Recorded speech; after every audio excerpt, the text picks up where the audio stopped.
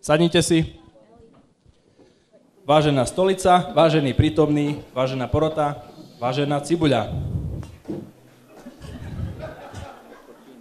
Otváram súdne pojednávanie o veci opakovaného porušovania školského poriadku. Na strane obžaloby stoja profesori zboru Gymnázia Pavla Horova a obžalovaný je kolektív triedy 4. G. Obžalovaní sa previnili voči zákonu číslo 235, paragrafu 7, odstavca 345/7, písmena C, čísla od mocina z 3 x sinus pi. Odpočítam číslo, čo som si myslel na začiatku a prehrešky 4. G za posledné 4 roky boli nasledovné. Obžalovaní sú za porušovanie zákona o rytmickom krátení na hodinách slovenčiny v 1. ročníku.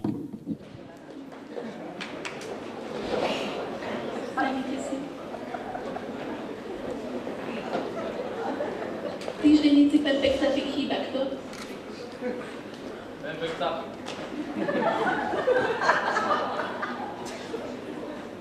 Dávid. Vyrušujete.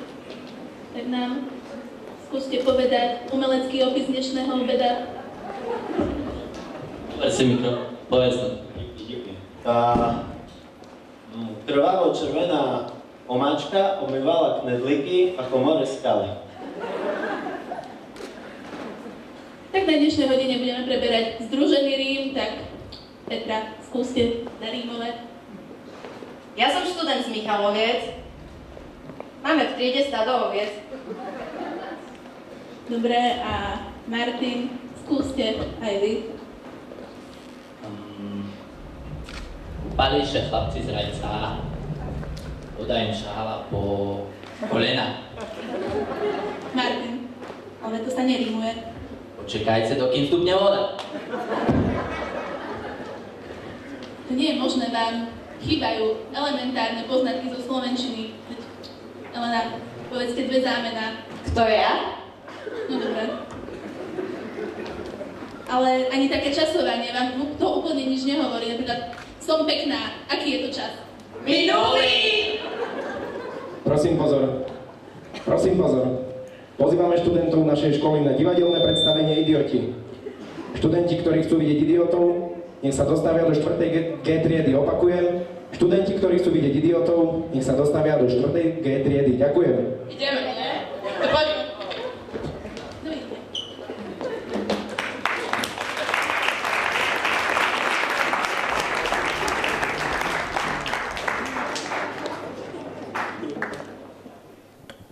Kde bolo, tam bolo, za 7 horami, za 7 dolinami, žila raz jedna princezna. Ale táto princezna nebola ako všetky ostatné. Bola strašne škaredá a už len pohľad na ňu spôsoboval smrť. Zúfalý otec sľúbil každému princovi, ktorý by sa s ňou dobrovoľne oženil, 15 deka malokarpatskej salamy.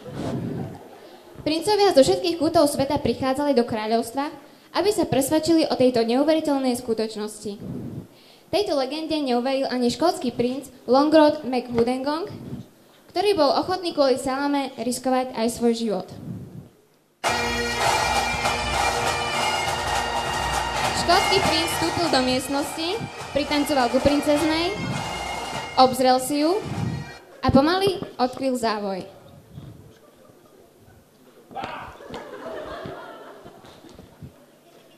A opäť raz ďalší princ neuniesol krásu princeznej.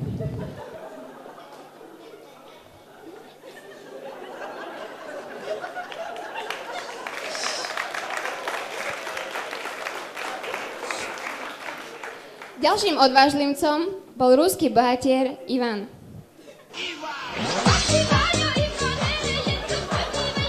Svižným krokom podíde ku princeznej, svoju budúcu ženu si poobzerá, ohmatá a odkryje závoj. No a v tomto prípade krása princeznej zvíťazila.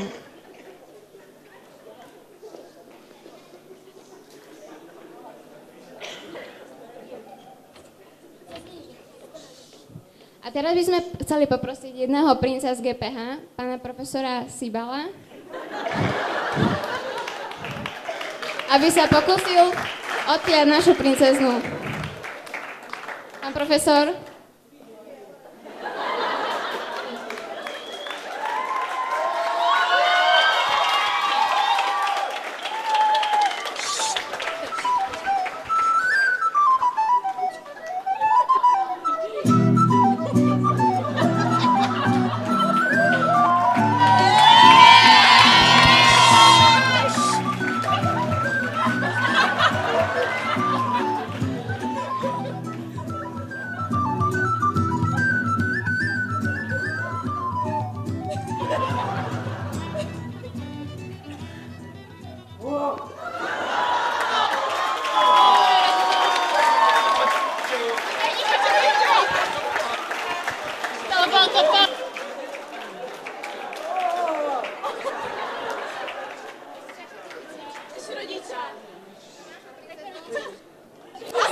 ešte nepodarilo odkliať, tak by sme poprosili ešte jedného rodiča.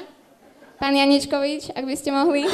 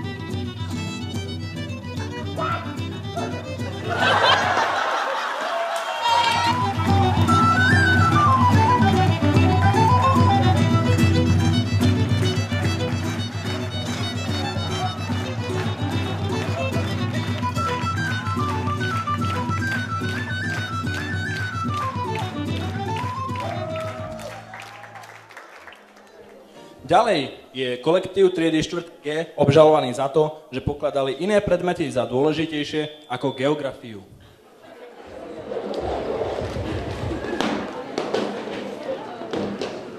Zadáme? No čo sme robili na minulej hodine? Pani profesorka, my spolu nemáme hodinu teraz. Jakže nie? Ježišmaria, však ja to v tretej gečke mám počkať. Čo ty sa mi tu montuješ do mojej geografie?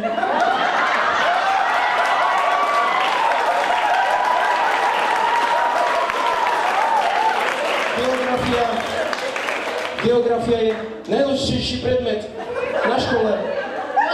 Jožko, neber to osobne, to je proces seba uvedomenia.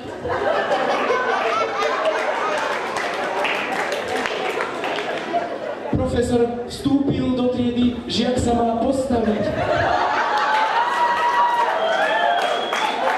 Sajte si. Tak, čo sme preberali na minulej hodine? Žiačka má na lavici položenú fľašu. Žiačka sa hlási. Tak dám žiačke priestor, nech sa páči. Nie, ďakujem. Nejde, žiačka odmieta odpoveď. To si poznamenám.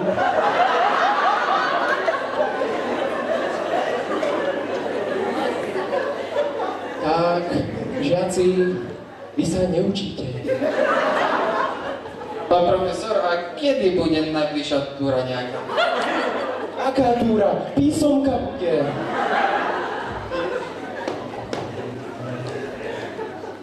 A odpovedať príde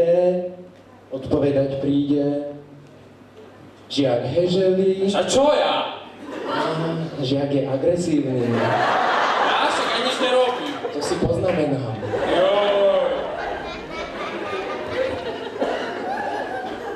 Tak, my sme už písali písomku v tejto triede, áno.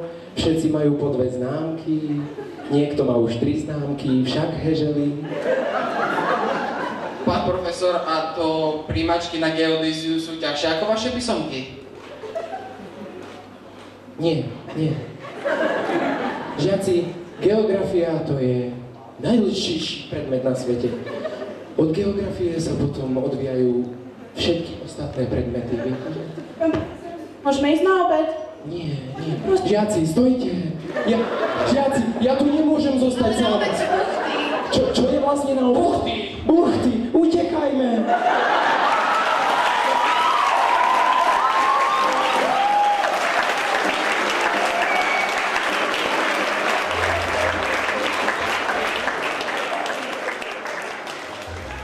Ďalej je kolektív triedy 4G obžalovaný za porušenie gravitačného zákona na hodinách fyziky v 3. ročníku.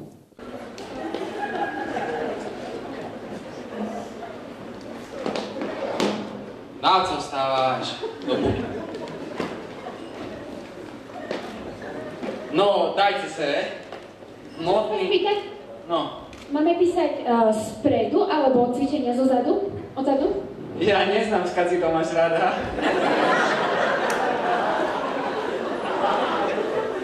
Takže hmotný bod sa pohybuje rýchlosťou.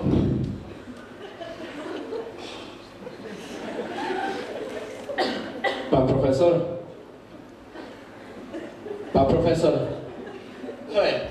môžem sa opýtať, No, jak dopadli písomky?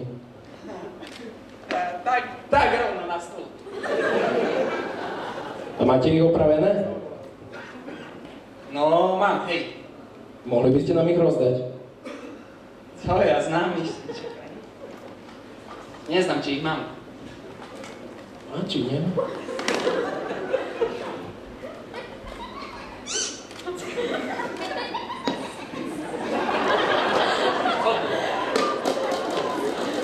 Aj, to som tam. Séro zajce.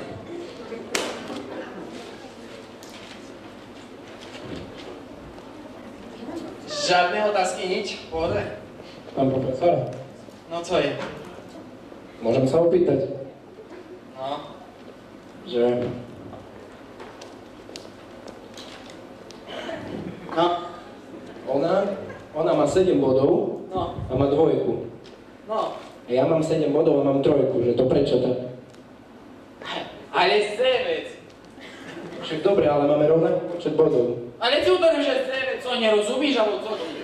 9 bol plný počet? Mňaši, alebo co? 9 bol plný počet? Zdevet. Čiže 9, 8, 1, ne? Hej. 7, 6,5, 2. 2. Čiže keď mám 7, dá? Máš 3. Co nerozumíš? Pán profesor, a bude aj opravná? Bude. No a čo bude? Z fyziky. A nie tak, ale čo na nej bude? No všetko. No ale to ten znace, že jaká je najmudrejšia blondína? Zlatý retriever.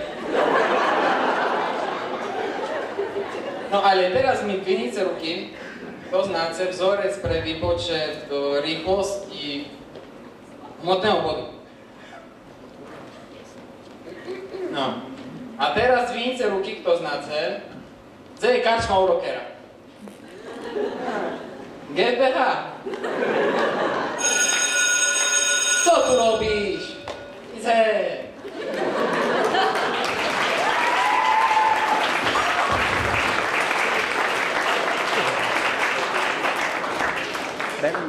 Nasleduje reklama. Ozemská! Ozemská je teraz masaker cien! Rozumieš? Masaker cien! Tak je a uvidíš. Jak to má kúpený na dieťa. Stop. Ostávame s kontrolem.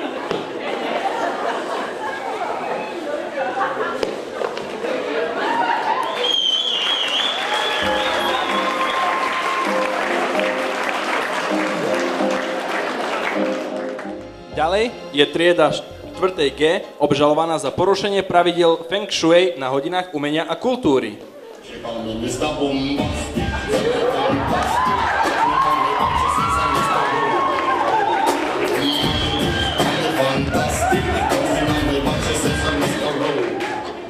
Čo je to tu za podmas? Áno, gratulujem vám, stráplili ste ma. Výborný.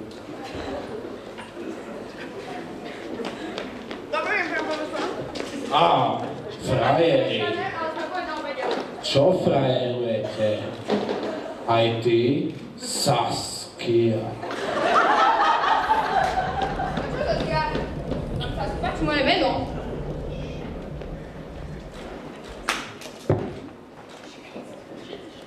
Chýba kto? Farkáš. Ticho. Farkáš. Mal si buď. Jeden chýba. Kto to je? Koho kryjete? Neznám. Vieš, čo sa stalo? Čo sa stalo? Neveríš? Čo tam hovoríš? Povedz to aj nám. Pán profesor, my tu iba niečo riešime, to niečo. Vy tu iba niečo riešite, ale potom ja musím niečo riešiť, že vy riešite, že oni riešia a že zase ja niečo riešim. Aši poriešil. Manci, ty buď radšej ticho.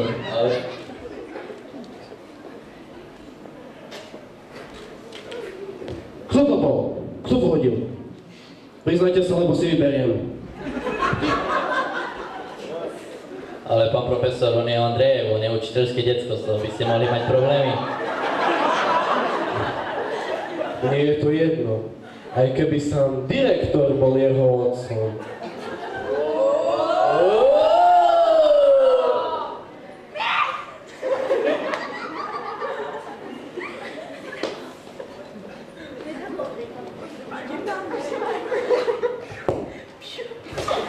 Mamka!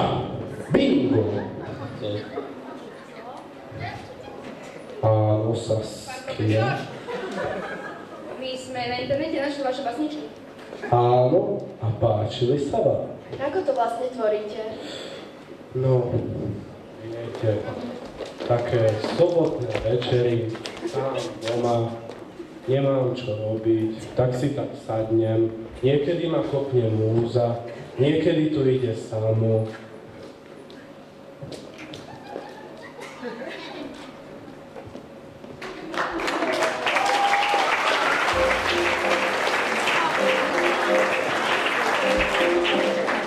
Ďalej je kolektív triedy 4. G obvinený za správania sa v jedálni ako divá zver.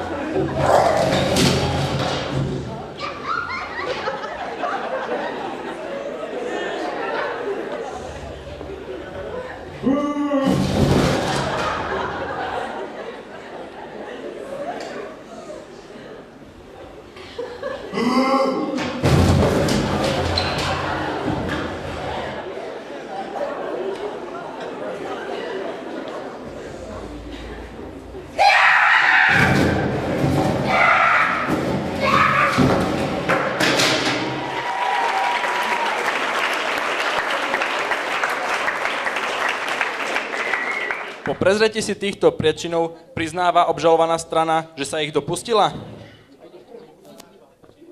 Takže týmto prehlasujem, že trieda 4. G je uznaná vinnou. V mene republiky udeľujem triede 4. G nasledovný trest. Trieda si musí zaspievať s neúspešným spevákom Braňom Mojsejom. Ticho v súdnej sieni!